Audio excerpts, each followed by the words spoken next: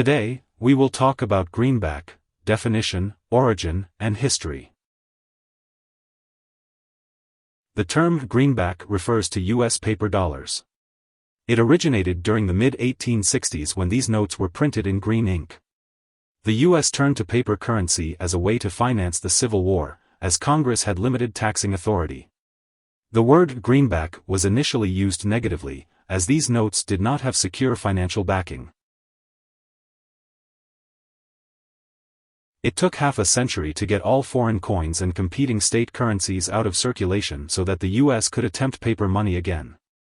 In the 1860s, the U.S. created over $400 million in legal tender to finance its Civil War.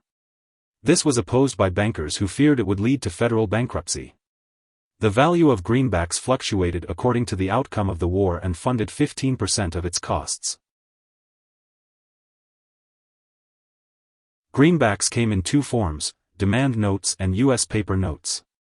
Demand notes were initially used to pay for salaries and other government expenses during the Civil War. The Legal Tender Act of 1862 then saw the government issue paper notes, which eventually became the official U.S. currency.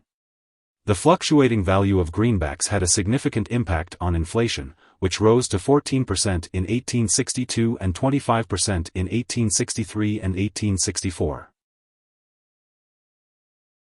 Here are 5 key takeaways. 1. Greenback is a slang term for U.S. dollars.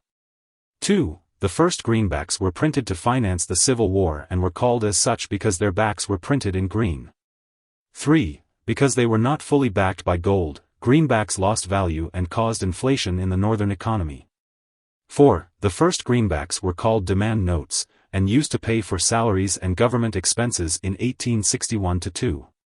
5. These were later replaced in the Legal Tender Act of 1862, which authorized the paper notes that would eventually become the official currency.